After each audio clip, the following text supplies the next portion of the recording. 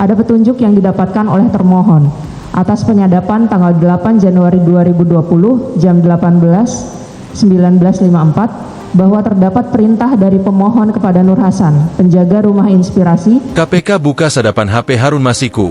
Bapak handphonenya harus direndam di air.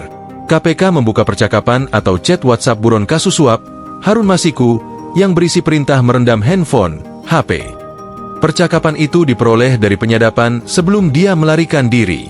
Hal itu diungkap tim Biro Hukum KPK saat memberikan jawaban terhadap permohonan pra-peradilan Sekjen PDIP, Hasto Kristianto, di Pengadilan Negeri Jakarta Selatan, Kamis, 6 Februari 2025. Mulanya, KPK menjelaskan penangkapan Harun Masiku gagal saat operasi tangkap tangan pada 8 Januari 2020. Tim Biro Hukum KPK mengatakan ada 3 orang yang ditangkap dari OTT dan ditetapkan sebagai tersangka.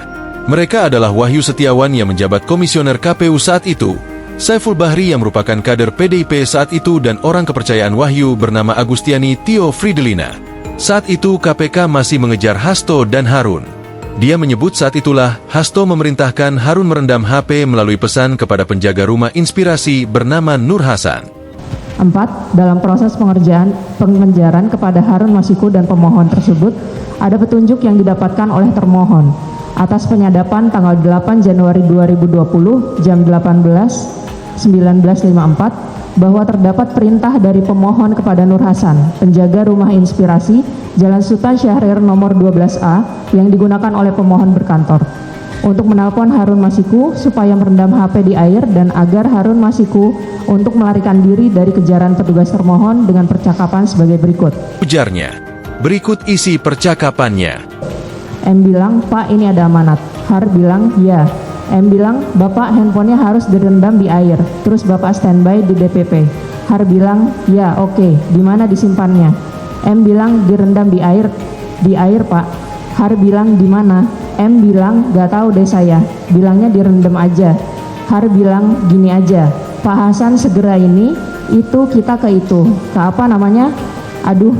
M bilang, halo Pak. Har bilang, naik motor aja Pak. M bilang, kemana? Har bilang, itu yang rumah dekat samping di situ. M bilang, pinggir sini Pak, kali. Har bilang, ya, yang 20 itu. M bilang, ya Pak. Har bilang, yang nomor 10 itu, atau di DPP. M bilang, ketemuan di situ aja, soalnya di SS nggak ada orang Pak, saya nggak bisa tinggal. Har bilang, Bapak di mana? M bilang, Bapak lagi di luar. Har bilang, Bapak suruh kemana? M bilang, perintahnya Pak Harun suruh standby di DPP. Lalu handphonenya harus direndam di air. Har bilang, di mananya? M bilang, terserah Bapak, apa saya mau rendemin apa gimana? Har bilang, Bapak meluncur sekarang, saya tunggu di dekat Tuku Umar, naik motor aja. M bilang, ya Pak. Har bilang, yang di pompa bensin dekat Hotel Sofyan. M bilang, oh Cut Mutia. Har bilang, sekarang berangkat ya. M bilang, ya. Atas perintah pemohon tersebut, Harun Masiku menghilang dan kabur sampai dengan saat ini dan ditetapkan sebagai daftar pencarian orang atau DPO termohon. Tim Biro Hukum KPK mengatakan Harun Masiku lalu menghilang dan ditetapkan dalam daftar pencarian orang, DPO, usai percakapan tersebut. Hingga saat ini, Harun juga masih berstatus buron KPK. Selama 5 tahun terakhir, keberadaan Harun Masiku belum diketahui. Pada akhir 2024, KPK menetapkan Sekjen PDIP Hasto dan pengacara Doni Tri Istiqomah sebagai tersangka baru dalam kasus ini. Hasto juga diduga merintangi penyidikan Harun. Tim penasihat hukum Sekretaris Jenderal PD Perjuangan, PDIP, Hasto Kristianto, Roni Talapesi, membantah tudingan KPK mengenai kliennya menyiapkan uang sejumlah 400 juta rupiah untuk mengurus penetapan PAW Harun Masiku. Tidak benar. Itu sudah teruji. Cara kita berpikir adalah apa yang disampaikan oleh rekan-rekan KPK ini tidak menjawab permohonan kami. Kenapa? Kami menyampaikan terkait dengan sudah adanya putusan pengadilan yang sudah inkrah, ujar Roni di Pengadilan Negeri, PN, Jakarta Selatan, Kamis 6 Februari. Roni menjelaskan berdasarkan putusan pengadilan perkara 3 terdakwa yakni Wahyu Setiawan, Agustiani Tio Fridelina, dan Saiful Bahri, tak ada satupun yang menyebut Hasto menyiapkan uang suap. Ia menyebut Harunlah yang menitipkan uang 400 juta rupiah ke staf Hasto yang bernama Kusnadi. Uang itu digunakan untuk keperluan PAW, untuk kebutuhan operasional sebesar 100 juta rupiah, lalu diserahkan kepada Saiful Bahri di Metropole Megaria sejumlah 300 juta rupiah. Selanjutnya terhadap uang sejumlah 200 juta rupiah yang telah ditukarkan dalam bentuk dolar senilai Sin 19.000 diserahkan kepada terdakwa 2 dan terdakwa I. Terdakwa 2 adalah Tio, terdakwa I adalah Wahyu Setiawan.